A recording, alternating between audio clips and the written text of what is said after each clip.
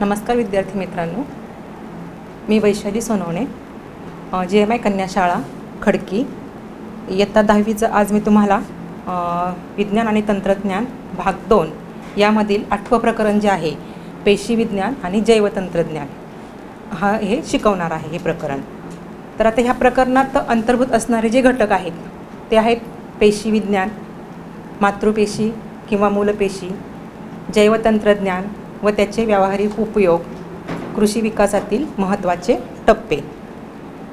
मुलांना तुम्हाला इथून मागे तुम्ही शिकलात की पेशी म्हणजे काय, ऊती म्हणजे काय, ऊतींपासून तयार होणारे अवयव, त्याची अवयवांची संस्था आणि संपूर्ण शरीर म्हणजे पेशी हा सगळ्यात लहान घटक आहे.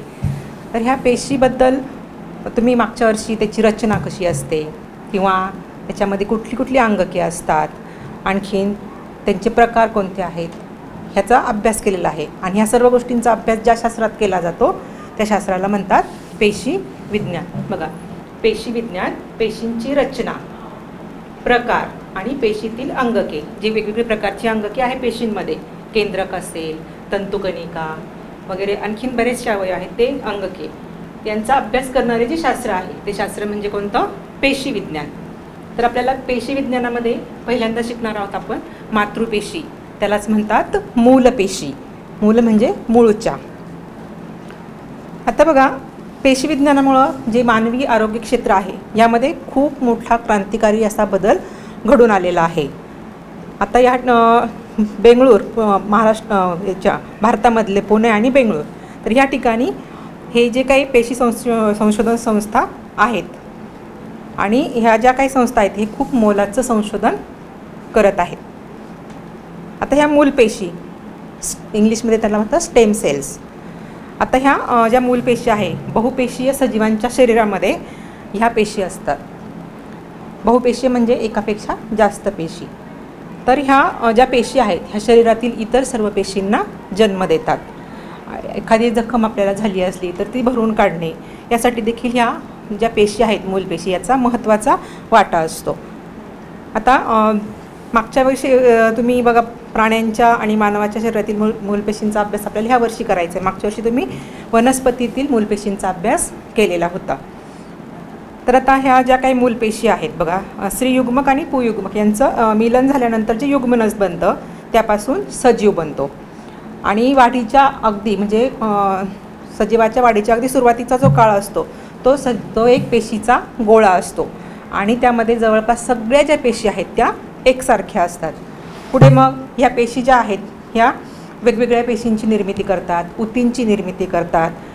आणखीन ह्या ऊतींचं म्हणजे ह्या मूलपेशींचं विभेदन होतं, म्हणजे त्याला विभेदन म्हणतात की त्या पेशी ज्या आहेत त्या वेगवेगळ्या याच्यामध्ये त्याचं विभेदन केलं जातं.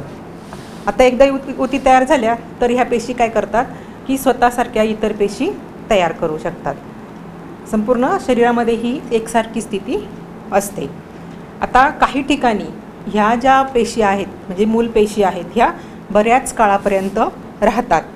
म्हणजे बघा, आईच्या गर्भाशयात बाळ जे नाळेने जोडलेलं असतं तर त्या नाळेमध्ये मूलपेशी असतात आणि ह्या म्हणजे अगदी जे आईचं बाळ आणि ते नाळ, त्या नाळेमध्ये ह्या मूलपेशी बऱ्याच कालावधीपर्यंत राहतात. तसंच पूर्ण वाढ झालेले जे सजीव आहेत ह्यांच्या शरीरामध्ये कुठे असतात ह्या, तर रक्त अस्थिमज्जामध्ये असतात, म्हणजे रेड बोन मॅरो. त्यानंतर मेदऊतीमध्ये असतात. आणखीन रक्त यामध्ये ह्या मूलपेशी आपल्याला आढळून येतात. मग ह्या मूलपेशींचा उपयोग करून वेगवेगळ्या ऊती तयार करून एखाद्या अवयवाचा ऱ्हास पावलेला भाग जो आहे तो पुन्हा निर्माण करणे ह्या मूलपेशींमुळे आता शक्य झालेलं आहे. तर ह्या मूलपेशींचं जतन कशा पद्धतीने केलं जातं, तर बघा, मूलपेशींचे जतन करण्यासाठी नाळेतील रक्त किंवा अस्थिमज्जा अथवा भ्रूणपेशी यांचे नमुने जे आहेत ते काळजीपूर्वक गोळा करून त्यांना जंतुविरहित अशा छोट्या छोट्या कुप्यांमध्ये ठेवले जाते. आणि ह्या कुप्या ज्या आहेत त्या -135 डिग्री सेल्सिअस ते -190 डिग्री सेल्सिअस इतक्या कमी तापमानात द्रवरूप नायट्रोजनमध्ये ठेवल्या जातात. म्हणजे अशा पद्धतीने त्या मूलपेशींचं जतन केलं जातं. आता ह्या मूलपेशींचं संशोधन तर जी काही क्रांतिकारी घटना जी आहे जैवतंत्रज्ञानातली तर ती म्हणजे मूलपेशी संशोधन, म्हणजे वैद्यकशास्त्रामध्ये मूलगामी परिवर्तन घडवून आणण्याची क्षमता जी आहे ती ह्या जैवतंत्रज्ञानामध्ये आहे. स्रोतांच्या आधारावर मूलपेशींचे प्रकार पडतात. ते प्रकार म्हणजे भ्रूणीय मूलपेशी आणि वयस्क मूलपेशी. आता यातलं पहिलं बघूया आपण, भ्रूणीय मूलपेशी म्हणजे काय. तर बघा, फलनानंतर जे फलित अंड आहे त्याच्या विभाजनाला सुरुवात होते आणि नंतर त्याचं रूपांतर हे भ्रूणामध्ये होतं. मग हे पुन्हा भ्रूणपेशीचं विभाजन आणि विभेदन होतं आणि जवळजवळ गर्भधारणेनंतर 14व्या दिवसापासून पेशींच्या विशेषीकरणाला म्हणजेच अस्थिपेशी, यकृत पेशी, चेतापेशी अशा वेगवेगळ्या पेशी तयार होण्याला सुरुवात होते. अशा निरनिराळ्या अवयवांच्या ह्या पेशी तयार होतात. आता ह्या ज्या मानवी शरीरातील पेशी आहेत, मग ह्या ज्या इतर पेशींना जन्म देतात त्यांनाच काय म्हणतात, भ्रूणीय मूलपेशी. मग ह्या मानवी शरीरातील जवळजवळ 220 प्रकारच्या पेशी ज्या आहेत ह्या एकाच प्रकारच्या पेशीपासून म्हणजे भ्रूणातील मूलपेशींपासून जन्म घेतात. म्हणजे बघा किती पेशी एका पेशीपासून जन्म, म्हणजे 220 प्रकारच्या. तर याच्यामध्ये मूलपेशींच्या अंगी असलेल्या या गुणधर्माला बहुविधता असं म्हणतात. आता आपण बघितलं की 14व्या दिवसापासून विशेषीकरणाला म्हणजे त्याचे वेगवेगळे अवयव जे अवयवपेशी जे आहेत त्या तयार होण्याला सुरुवात होते. परंतु त्याच्या अगोदर 5 ते 7 दिवसामध्ये जर ह्या मूलपेशी काढून आणि प्रयोगशाळेमध्ये त्यांना वाढवले आणि त्यांच्यावर विशिष्ट जैवरासायनिक संकेत दिले तर या संकेतानुसार त्यांचे इच्छित अशा पेशींमध्ये पेशींचे रूपांतर ऊतींमध्ये आणि नंतर त्या अवयवांमध्ये होऊ शकते. आता हे झालं भ्रूणीय मूलपेशीबद्दल. दुसरी जी प्रकार आहे तो आहे वयस्क म्हणजे प्रौढ मूलपेशी. आता ह्या वयस्क किंवा प्रौढ ज्या मूलपेशी आहेत ह्या वयस्क किंवा विकसित व्यक्तीच्या शरीरातून आपल्याला ह्या मूलपेशी मिळवता येतात. मग हे मिळवण्याचे 3 स्रोत आहेत.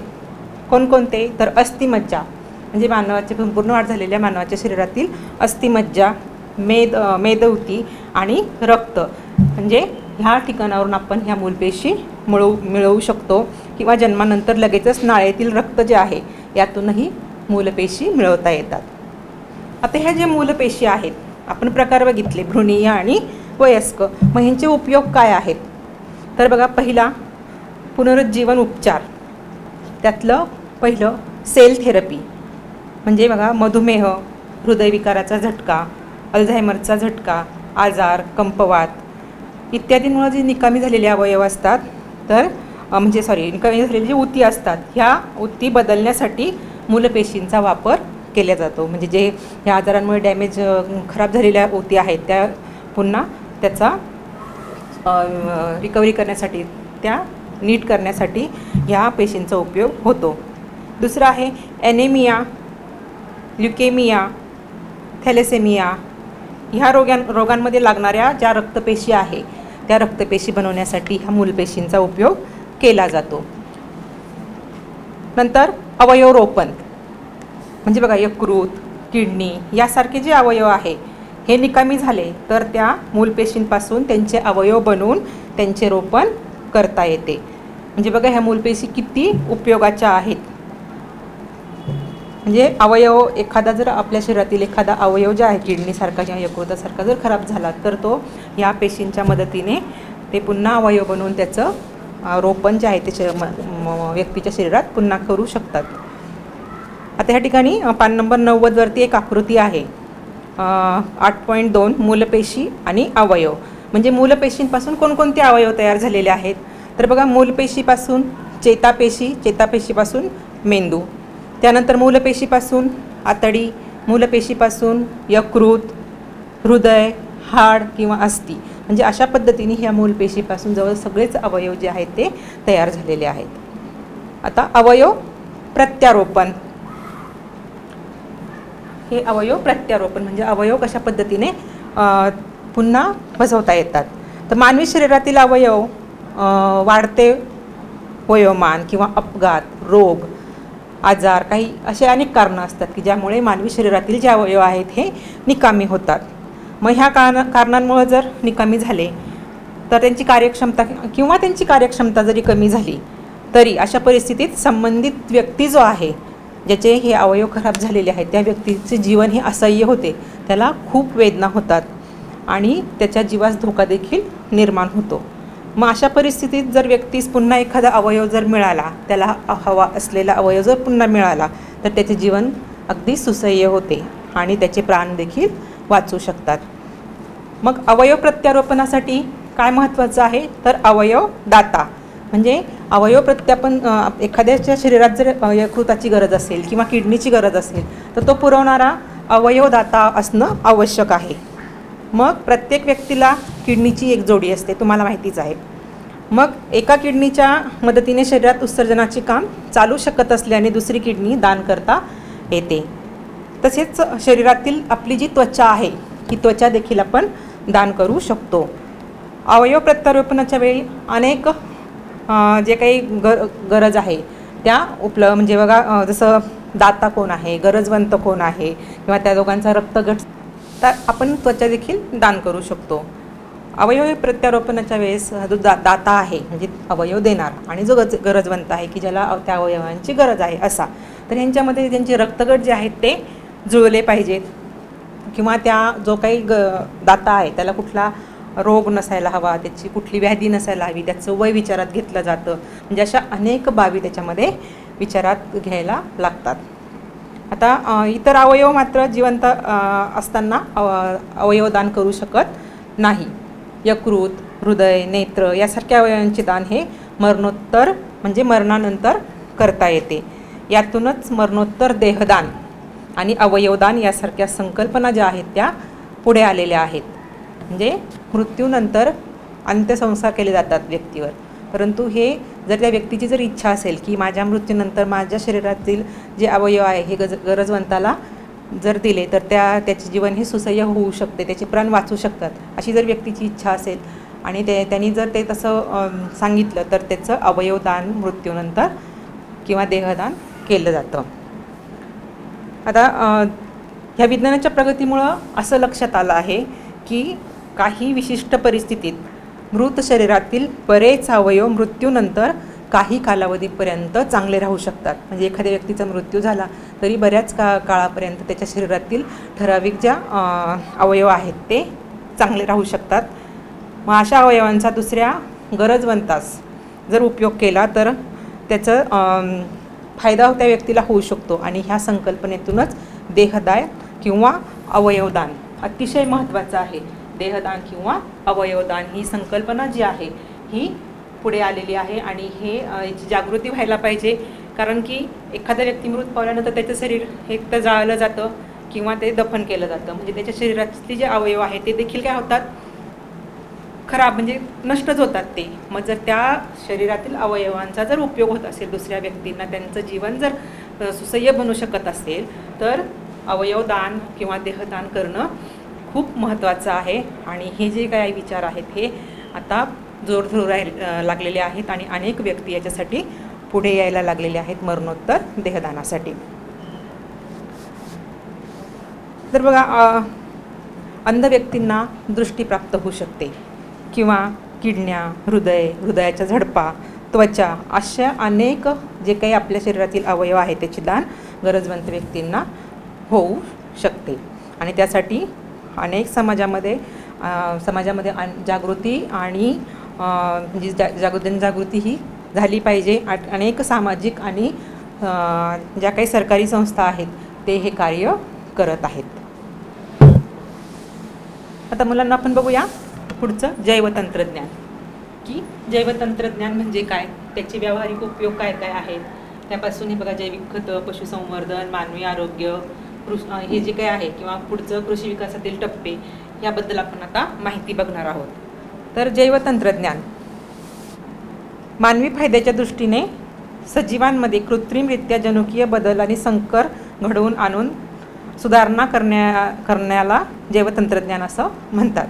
म्हणजे मानवाच्या फायद्यासाठी जे काही सजीवांमध्ये कृत्रिमरित्या जनुकीय बदल आणि संकर घडून आणला जातो. ते जे तंत्रज्ञान आहे त्या तंत्रज्ञानाला म्हणतात जैवतंत्रज्ञान.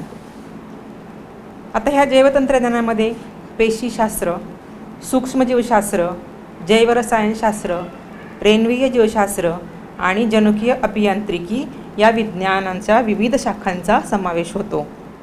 आता मुख्यत्वे करून शेती आणि औषध निर्मितीमध्ये जैवतंत्रज्ञानाच्यामुळे बरीच अशी प्रगती झालेली आहे. शेतीमधून वाढीव उत्पन्न व्हावे, कमी वेळात व्हावे यासाठी नवनवीन प्रयोग केले जात आहेत. तसेच शास्त्र जे आहे त्यामध्ये प्रतिजैवके, पुन्हा जीवनसत्वे, आणखीन इन्सुलिन यासारख्या संप्रेरकांच्या उत्पादनासाठी प्रयोग जे काही आहेत ते यशस्वी झालेले आहेत. आणि ऊतीसंवर्धनाच्या माध्यमातून पिकांच्या विविध उच्च प्रतीच्या प्रजाती विकसित झालेल्या आहेत. आता जैवतंत्रज्ञानामुळे प्रामुख्याने जैवतंत्रज्ञान जे आहे त्यामध्ये ह्या बाबींचा समावेश होतो. पहिलं, सूक्ष्मजीवांच्या विविध क्षमतांचा वापर करणे. उदाहरणार्थ दुधाचे दही होणे, मळीपासून मद्य निर्मिती करणे. म्हणजे जे सूक्ष्मजीव आहे त्यांच्या ज्या विविध क्षमता आहेत त्या क्षमतांचा उपयोग करून नवीन असे पदार्थ बनवता येतात. म्हणजे दुधापासून दही बनवता येतं, ऊसाची जी मळे आहे त्याच्यापासून मद्य निर्मिती करता येते. नंतर पेशींच्या उत्पादन क्षमतेचा वापर करून, तर पेशींची जी उत्पादन क्षमता आहे त्याचा वापर करून उदाहरणार्थ विशिष्ट पेशीद्वारे प्रतिजैवके, लस यांची निर्मिती केली जाते.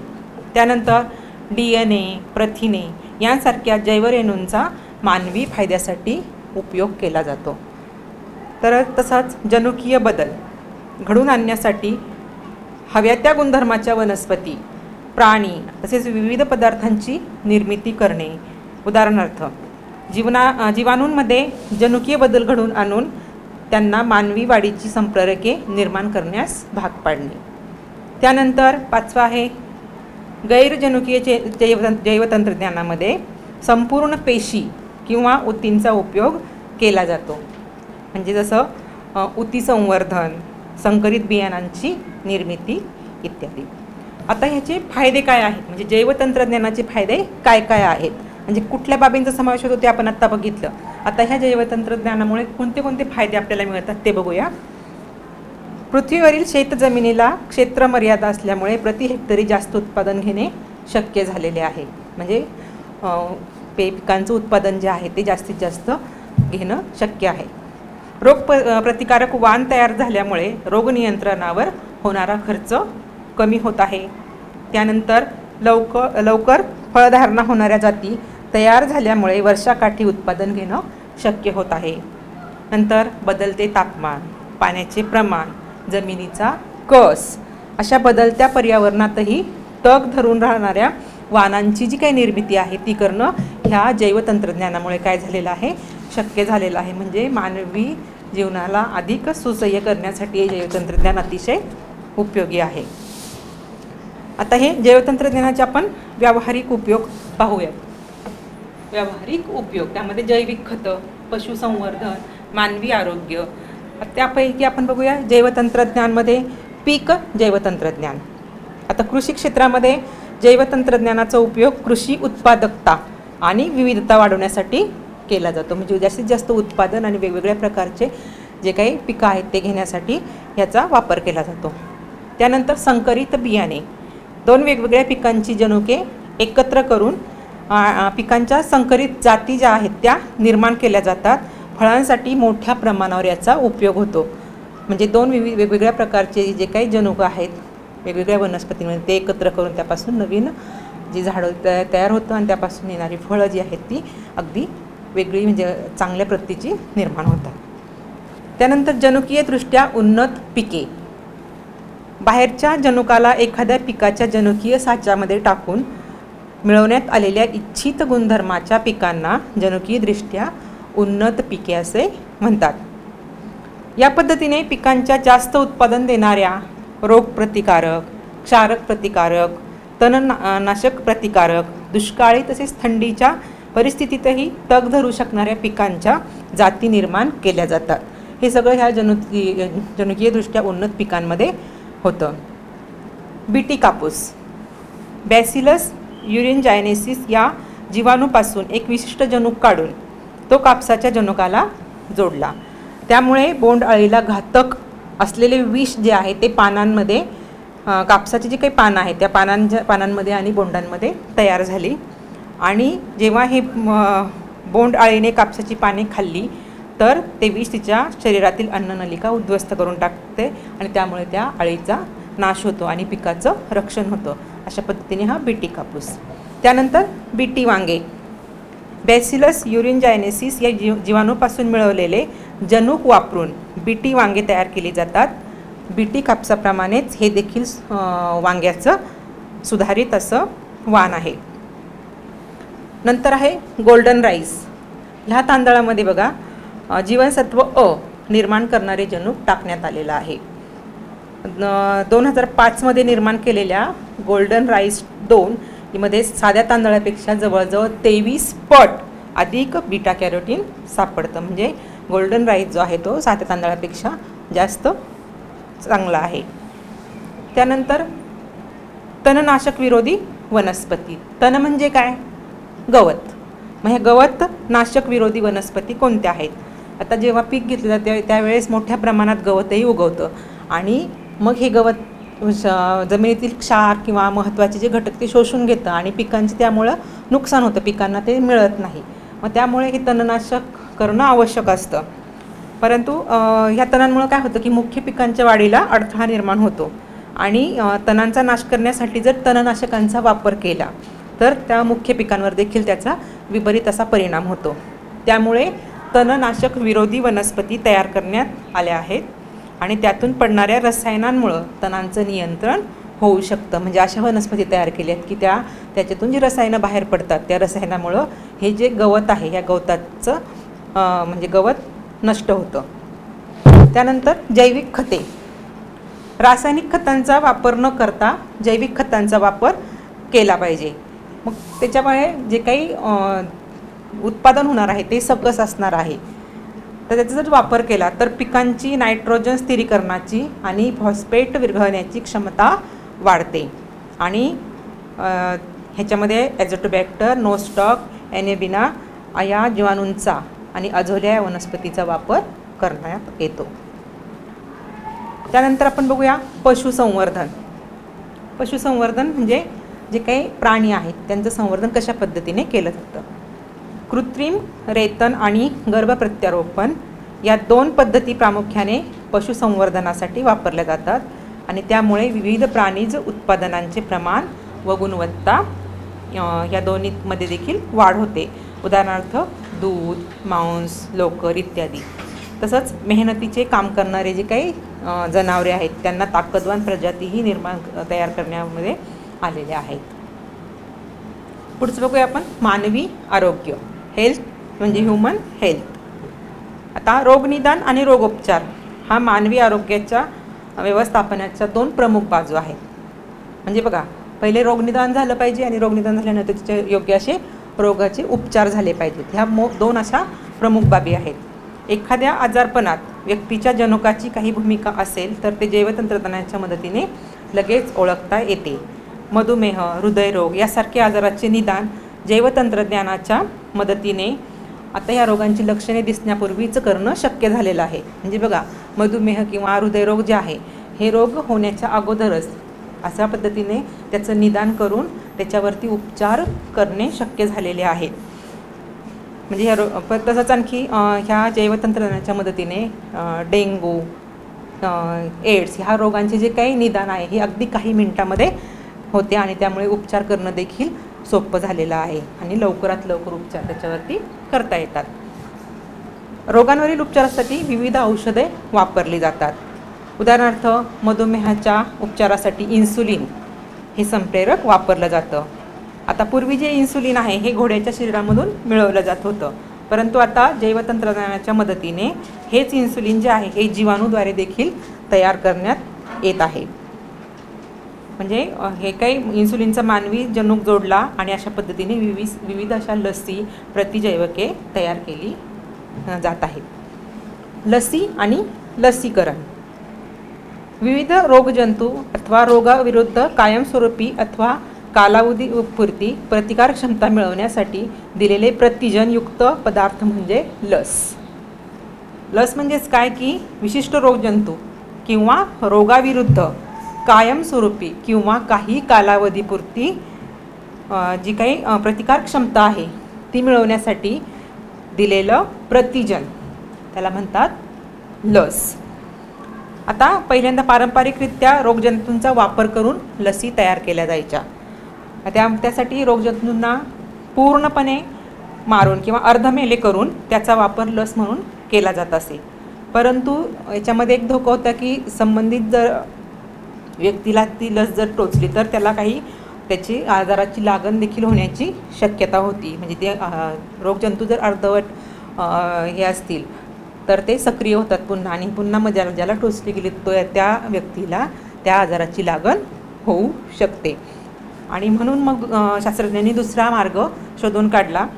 जैवतंत्रज्ञानाचा वापर करून त्या कृत्रिमरित्या लस तयार करण्याचा त्यांनी प्रयत्न केला.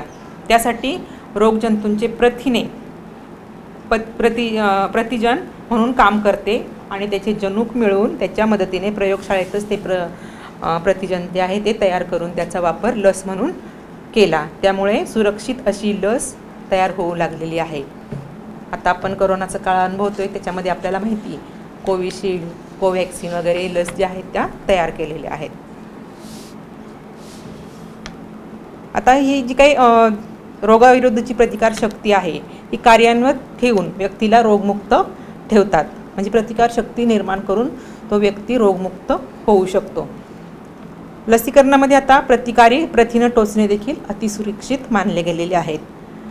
यामध्ये बघा जैवतंत्रज्ञानाच्या आधारे तयार करण्यात आलेल्या लशी अधिक तापस्थिर असून त्याची क्षमता जास्त काळ टिकून राहते. उदाहरणार्थ पोलिओची लस, हेपॅटायटिसची लस ह्या लशी जास्त कालावधीपर्यंत सुरक्षित म्हणजे त्याची इम्युनिटी जी आहे ती जास्त काळापर्यंत राहते. त्यानंतर खाद्यलसी निर्माण करण्याचे कार्य आता सध्या चालू आहे आणि ह्या जनुकीय तंत्रज्ञानाच्या मदतीने जो बटाटा आहे त्याचं उत्पादन घेतलं जात आहे. या बटाट्यांना जनुकीय पारेषित बटाटे असे म्हणतात. ह्या काय करतात की जीवाणूंच्या विरुद्ध काम करतात आणि हे बटाटे खाल्ल्यामुळे कॉलरा किंवा ई कोलाई जीवाणूंमुळे होणाऱ्या रोगांविरुद्ध प्रतिकारशक्ती निर्माण होते. रोगोपचार म्हणजे रोग निदान झालं मग रोगोपचार म्हणजे त्या रोगावरती उपचार. इन्सुलिन नंतर हे जे काही संप्रेरक आहे नंतर रक्त गोठवणारे घटक यांच्या निर्मितीसाठी जैवतंत्रज्ञानाचा वापर केला जातो. इंटरफेरॉन या छोट्या आकाराच्या प्रथिनांचा गट विषाणूजन्य रोगांच्या उपचारासाठी वापरण्यात येतो. त्याची निर्मिती रक्तामध्ये होते. आता जैवतंत्रज्ञानाच्या मदतीने जनुकीयदृष्ट्या उन्नत जीवाणू ई कोलायचा वापर इंटरफेरॉन निर्माण करण्यासाठी केला जातो. म्हणजे हा एक प्रथिनांचा गट आहे आणि तो विषाणूजन्य रोगांच्या उपचारासाठी त्याचा वापर करण्यात येतो. त्यानंतर जनुकीय उपचार. तर काही पेशींमध्ये जनुकीय दोष निर्माण झाल्यास त्या पेशींवरती जनुकीय उपचार घेणे आज ह्या तंत्रज्ञानामुळे शक्य झाले आहे. आता ह्या काही जनुकीय उपचार पद्धती याला म्हणतात. शुक्रपेशी आणि अंडपेशी यांच्या व्यतिरिक्त शरीरातील सर्व पेशींना कायिक पेशी असं म्हणतात. त्यानंतर क्लोनिंग, प्रजननात्मक क्लोनिंग. एखाद्या शरीरातील केंद्रकविरहित स्त्रीबीज व दुसऱ्या शरीरातील कायिक पेशींचे केंद्रक यांच्या संयोगाने जन्मतो तो नव्या जीवाच्या निर्मितीसाठी या ठिकाणी नरपेशीच्या शुक्रपेशीची आवश्यकता नसते. त्यानंतर आता मानवी जिनोम प्रकल्प, या प्रकल्पाबद्दल तुम्ही अधिक माहिती मिळवायची आहे. नंतर उपचारात्मक क्लोनिंग.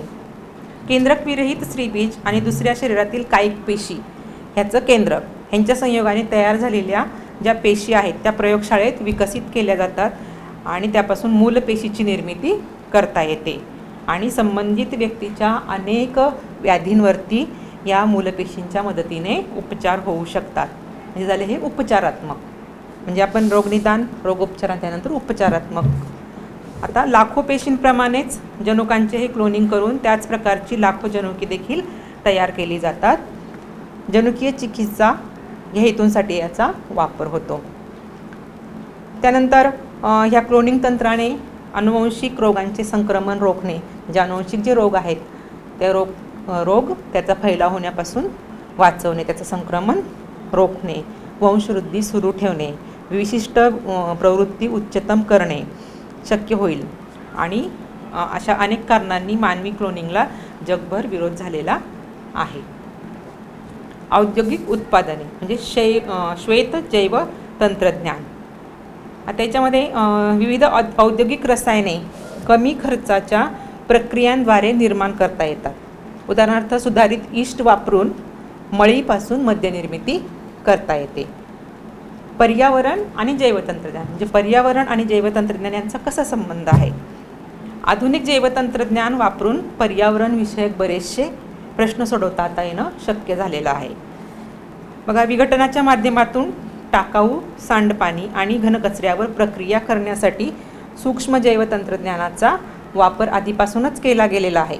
आता याच्यामध्ये सांडपाण्यामध्ये काय असतं, खूप सेंद्रिय द्रव्य असतात आणि हे नद्यांसारख्या नैसर्गिक जलस्रोतांमध्ये सोडल्यास ते सेंद्रिय द्रव्याचे ऑक्सिडीकरण घडून येते आणि त्यामुळे जो काही पाण्यातील विद्राव्य ऑक्सिजन आहे हा मोठ्या प्रमाणात वापरला जातो आणि त्याचा प्रतिकूल परिणाम जो आहे तो पाण्यातील जीवसृष्टीवरती होतो.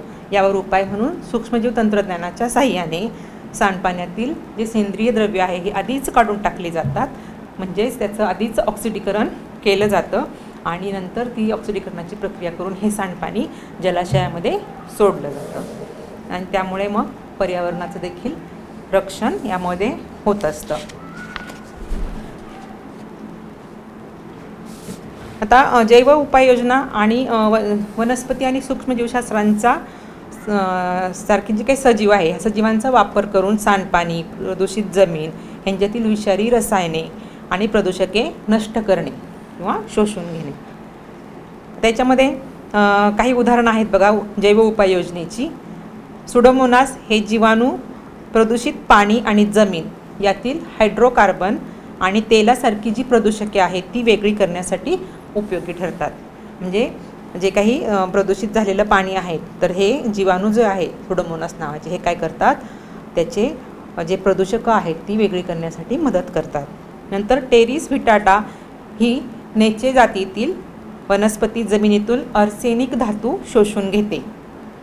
नंतर भारतातील जनुकीयदृष्ट्या उन्नत मोहरीची एक जात सेलेनियम खनिज मोठ्या प्रमाणात शोषून घेते. सूर्यफूल हे युरेनियम आणि आर्सेनिक जे आहे ते शोषून घेतं. नंतर डिकोनोकोकस रेडिओरन्स हा जीवाणू जो आहे हा सर्वाधिक किरणोत्सार प्रतिकारक जीव आहे. त्याच्यामध्ये जनुकीयदृष्ट्या बदल करण्यात आले आणि अणुकचऱ्यातील किरणांवर जे काही कचरा आहे त्यातील किरणोत्सार आहे तो शोषून घेण्यासाठी याचा वापर केला जात आहे. अल्फाफा गवत, नंतर तीनपाती गवत, राय यासारखा जो काही गवतांचा प्रकार आहे हा उपयोग वनस्पतीद्वारे उपाययोजनेसाठी केला जातो. म्हणजे हे या जातीचे जे गवत आहेत ह्या गवताच्या प्रकाराचा उपयोग हा वनस्पतींद्वारे उपाययोजनेसाठी केलेला आहे. त्यानंतर अन्न जैवतंत्रज्ञान. पाव, चीज, मद्य, बियर, दही, व्हिनेगार इत्यादी इत्यादीसारखे अनेक जे काही अन्नपदार्थ आहे त्यांच्या निर्मितीसाठी ह्या सूक्ष्मजीवांच्या मदतीने प्रक्रिया केल्या जातात आणि जैवतंत्रज्ञानाच्या आधारे ह्या ज्या काही वस्तू आहेत ह्या तयार केल्या जातात. नंतर DNA फिंगरप्रिंट. ज्याप्रमाणे एखाद्या व्यक्तीचे ठसे जे एकमेव असतात म्हणजे दोन व्यक्तींचे बोटाचे ठसे हे सारखे नसतात त्याच पद्धतीने DNAची जडणघडणसुद्धा ही एकमेवच असते. आता कुठल्याही व्यक्तीच्या उपलब्ध DNA वरून त्या व्यक्तीची ओळख पटवणे शक्य होते. या पद्धतीला DNA फिंगरप्रिंट असं म्हणतात. या तंत्राचा वापर हा गुन्हे निदानशास्त्रामध्ये मोठ्या प्रमाणात केला जातो. म्हणजे गुन्ह्याच्या ठिकाणी आढळलेल्या गुन्हेगाराच्या शरीराच्या कोणत्याही भागापासून त्याची ओळख पटवता येणे शक्य होते. किंवा एखाद्या बालकाच्या पित्याची ओळख देखील ह्या DNA फिंगरप्रिंटद्वारे आपण करू शकतो. आता हे संशोधन जे आहे ते हैदराबाद येथील centre for DNA fingerprinting and diagnostics या केंद्रामध्ये केले जाते. त्यानंतर पुढचा भाग आहे कृषी विकासातील महत्त्वाचे टप्पे. मग कृषी विकास जो आहे हा अतिशय आता जलद गतीने होत आहे. त्यामध्ये वेगवेगळे महत्त्वाचे टप्पे आहेत.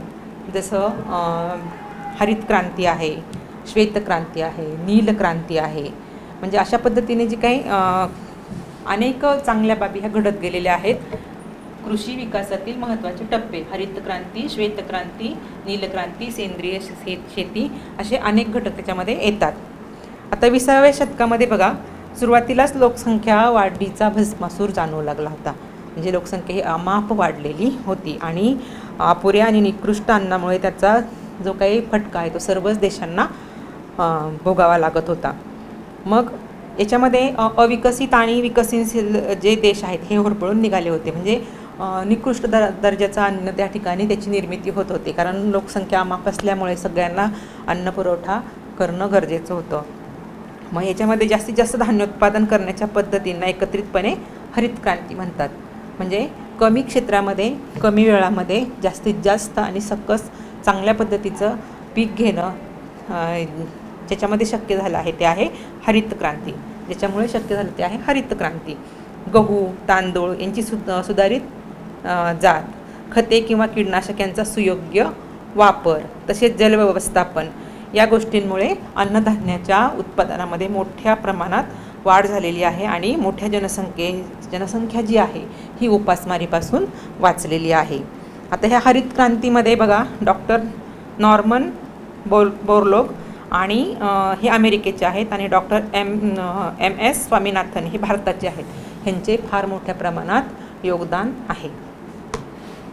विविध पिकांच्या नवनवीन प्रजाती संशोधनात च्या माध्यमातून निर्माण करण्यासाठी संपूर्ण देशात विविध संशोधन चालू आहे. त्याच्यासाठी वेगवेगळ्या संस्था कार्यरत आहेत, वेगवेगळ्या प्रयोगशाळा कार्यरत आहेत आणि भारतीय कृषी संशोधन संस्था, दिल्ली, लिंबूवर्गीय राष्ट्रीय संशोधन केंद्र व त्यांच्या विविध शाखा, भारतीय विज्ञान संस्था, राष्ट्रीय डाळिंब संशोधन संस्था सोलापूर अशा विविध संस्थांचा यामध्ये समावेश होतो की ज्यामध्ये वेगवेगळ्या प्रकारचे नवनवीन प्रयोग करण्यात येत आहे आणि त्यापासून वेगवेगळ्या प्रकारचे जे काही उत्पादन आहेत ते घेणं शक्य झालेलं आहे.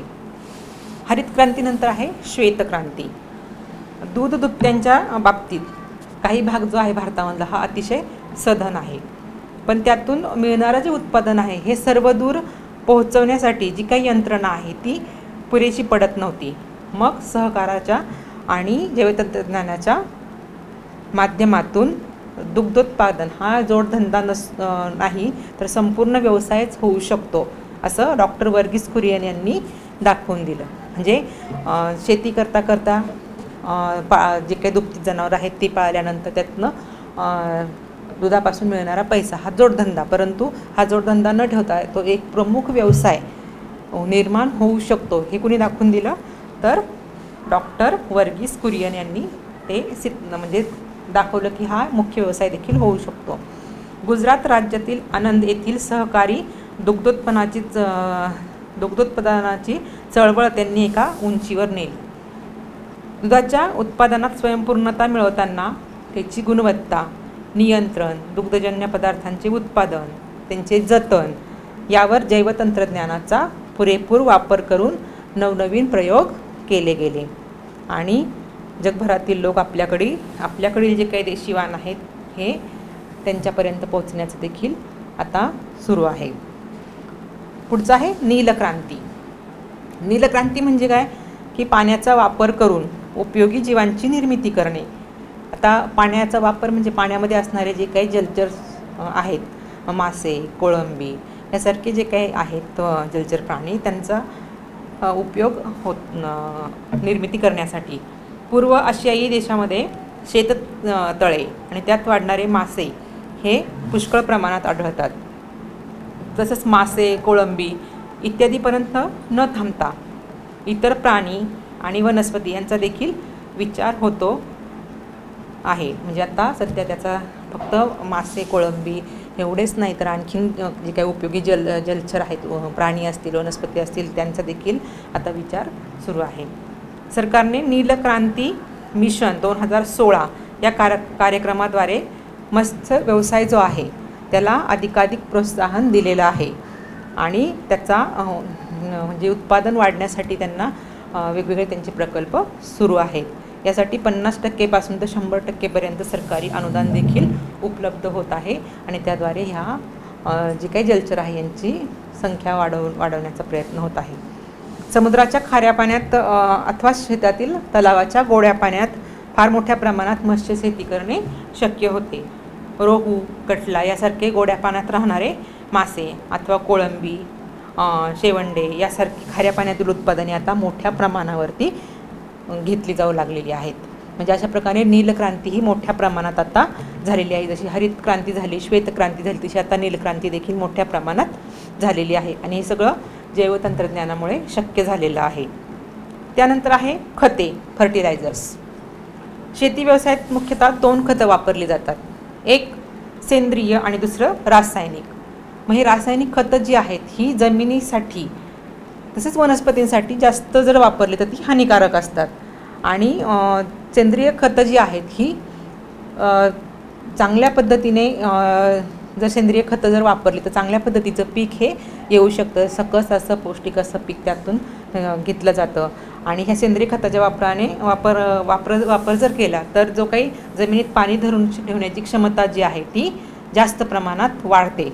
तसं रासायनिक खतामुळे जमिनी ह्या खाऱ्या बनतात, म्हणजे क्षारांचं प्रमाण हे जास्त प्रमाणात निर्माण होतं. आता कुथित मृदेच्या निर्मितीमुळे ह्युमस, कुथित मृदा म्हणजे ह्युमस, अशाच जमिनीचा वरचा थर निर्माण होतो. गांडुळे, बुरशीमुळे जमिनीतून अनेक आवश्यक घटक पिकांसाठी उपलब्ध होऊ शकतात आणि मातीविरहित शेती याच्यामध्ये हायड्रोपोनिक्समध्ये विद्राव्य खतांचा वापर योग्य ठरतो. पण रासायनिक खतांच्या अनिर्बंध वापराचे धोकेच जास्त आहे. त्यामुळे काय होतं की जमिनी ह्या नापीक होतात आणि त्या ठिकाणी जी पिकं असतात हे निकृष्ट दर्जाची येतात. त्यानंतर पुढचं आहे कीडनाशके. वनस्पती आणि पिकांची नैसर्गिक रोगशक्ती रोगाचा प्रादुर्भाव टाळू शकते. म्हणजे वनस्पतींमध्ये किंवा पिकांमध्ये असणारी प्रतिकारक शक्ती जी आहे ती रोग जो काही आहे त्याचा प्रादुर्भाव जो आहे तो टाळू शकते. परंतु कीटकनाशकांच्या वापरावर मात्र काही प्रतिबंध नसतो. जर बेडूक, कीटकभक्षी पक्षी असे शेतकरी मित्र कीटकांच्या संख्येवर नियंत्रण ठेवत असले तरी उत्पादन वाढीकरता कीटकनाशकांचा वापर मोठ्या प्रमाणावर केला जात आहे. आता हे कीडनाशकं जी आहेत ती हे एक प्रकारचं विषच आहे. हे विष अन्न किंवा पाणी यामार्फत अन्नजाळ्यांमध्ये पसरते आणि त्यामुळे जैविक विषवृद्धी आणि म्हणजे होऊ शकते. याच्यामध्ये DDT, क्लोरोपायरसिन, क्लोरोपायरिफॉस अशी जी काही कीडनाशकं आहेत ती अतिशय घातक आहेत. त्यानंतर सेंद्रिय शेती. आता सेंद्रिय शेती म्हणजे काय की जी शेती जी आहे, सेंद्रिय उत्पादने हा शब्द आपल्याला आता पाठ झालेला आहे. बऱ्याच ठिकाणी सेंद्रिय उत्पादने उपलब्ध होत आहे आणि त्याची मागणी जी आहे म्हणजे रासायनिक खतांचा वापर करून केलेली शेतीपेक्षा सेंद्रिय खतांचा वापर करून केलेली जी काही पिकं आहेत किंवा जे काही उत्पादन आहे ते वापरण्यावर आता मागणी जोर धरू लागलेली आहे. शेती करत असताना आपल्याकडे रासायनिक खतांचा, कीडनाशकांचा अनिर्बंध वापर झालेला आहे आणि ही विषारी रसायने जी आहेत ही अन्न, पाण्यावाटे माणसांपर्यंत येऊन पोचलेली आहेत आणि त्याचे अनेक दुष्परिणाम जे आहेत ते मानवावर आणि पर्यावरणावर दिसू लागले आहेत. जमिनीच्या सुपीकतेशी आणि पिकांच्या किडीच्या प्रादुर्भावाशी संबंधित असे अनेक प्रश्न निर्माण झालेले आहेत. म्हणजे जमिनीची सुपीकता आणि पिकांना लागणारी कीड ह्याच्यामध्ये अनेक प्रकारचे प्रश्नही निर्माण झाले आहेत. याला आवर घालण्यासाठी शेतकरी मोठ्या प्रमाणावर सेंद्रिय शेतीकडे वळू लागलेला आहे. आता ह्याच्यामध्ये प्रामुख्याने रासायनिक खतांचा आणि कीटकनाशकांचा पूर्ण प्रतिबंध करून कसदार देशी वाणांच्या वापराने नैसर्गिक समतोल राखून शेती पर्यावरणपूर्वक केलेली आता आपल्याला दिसून येते आणि निश्चितच हे एक स्वागतार्ह पाऊल आहे. आता ही झाली सेंद्रिय शेती. आता पुढे मधुमक्षिका पालन. जसं आपण जोडधंदा म्हणून दुग्ध श्वेतक्रांतीमध्ये आपण बघितलं होतं की दुधाचा व्यवसाय हा मुख्य व्यवसाय आता बनत चाललेला आहे. आता जोडधंदा म्हणून असा मधुमक्षिका पालन हा देखील केला जातो. आता तुम्ही पोळं पाहिलं असेल मधुमक्ख्यांचं, म्हणजे मधुमाशांचं पोळं. त्याच्यामध्ये बघा असं पोळं जेव्हा काढलं जायचं पारंपरिक पद्धतीने, त्यावेळेस काय करायचं की मशालीचा धूर करून ते पोळं जे आहे ते काढलं जायचं. त्याच्यामध्ये ते पोळं संपूर्णपणे नष्ट व्हायचं. अनेक माशा देखील त्यामध्ये मरत होत्या. परंतु आता कृत्रिम मधमाशांची पेटी जी आहे किंवा जी पोळी असतात ती वापरल्यास पोळ्यातील मध काढणं सोपं जातं आणि पोळ्यांचं आणि मधुमाशांचं जे काही नुकसान आहे ते होत नाही. त्यानंतर आणखीन आपण औषधी वनस्पती ज्या आहेत, आता बघा सर्रास औषधी वनस्पतींच्या लागवडीवर भर दिला जात आहे. तुम्ही बऱ्याच ठिकाणी वाचलं असेल किंवा अनेक प्रदर्शनांमध्ये पण औषधी वनस्पतींचं प्रदर्शन भरवलेलं असतं. मग ह्या औषधी वनस्पती आपल्या परिसरात जर असल्या तर प्रत्येक वेळेस आपण मेडिकलमधून गोळी न घेता जर आपण ह्या वनस्पतींचा जरी वापर केला तरी पण आपल्याला त्यापासून आराम मिळू शकतो. आता भारतामध्ये बघा जैवविविधता जी आहे वनस्पतींची ती मोठी आहे. अगदी त्याला भारताला मोठं वरदान त्याचं लाभलेलं आहे. आणि याचा वापर जो आहे तो भारतीय माणूस निसर्गाबरोबर म्हणजे निसर्गाचा हा वापर करून घेत आहे. आणि ह्याचा ह्या नैसर्गिक संसाधनांचा किंवा साधनसंपत्तीचा वापर करून रोगमुक्ती शक्य करणारा आयुर्वेद जो आहे हा फार मोठा वारसा आपल्याकडे आहे. बघा भारतामध्ये आयुर्वेदाला खूप महत्त्व आहे आणि आयुर्वेदिक जे काही औषधं आहेत ही भारतामध्ये मोठ्या प्रमाणात निर्माण होतात आणि याच्यापासून कुठलाही धोका नसतो. आता आयुर्वेदामध्ये बघा बरेच प्रकारच्या वनस्पती असतात.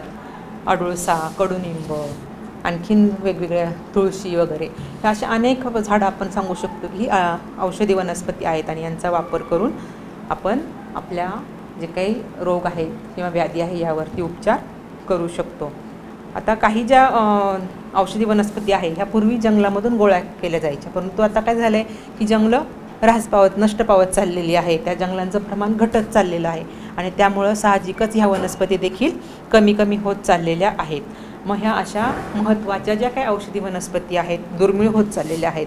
आता ह्या दुर्मिळ वनस्पतींची लागवड ही मोठ्या प्रमाणात केली जात आहे आणि त्यामुळे पुन्हा हे औषधी वनस्पतीचा साठा आपल्याकडे आता उपलब्ध होऊ लागलेला आहे. आणि यातला शेवटचा भाग आहे फळप्रक्रिया उद्योग. म्हणजे फळप्रक्रिया म्हणजे फळांवरती प्रक्रिया करून त्यापासून वेगवेगळ्या प्रकारची उत्पादनं घेतली जातात आणि त्यापासून फळप्रक्रियेमार्फत त्या एक उद्योग सुरू केला जाऊ शकतो. फळांपासून बनवलेली अनेक प्रकारची जी काही उत्पादनं आहेत, जसं आपण दैनंदिन जीवनामध्ये वापरतो, चॉकलेट, सरबते, जॅम, जेली, अशी जी काही वेगवेगळी हे आहेत उत्पादनं आहेत हे आपण अगदी आपल्या दैनंदिन याच्यामध्ये जीवनामध्ये रोज वापरत असतो. आता याच्यामध्ये ह्या फळांवरती काय होतं, प्रक्रिया केली जाते. नंतर हे फळं कसं आहे, नाशवंत माल आहे. मग तो वर्षभर वापरात येईल, वर्षभर टिकेल अशा त्यासाठी त्याच्यावरती प्रक्रिया करणं गरजेचं असतं.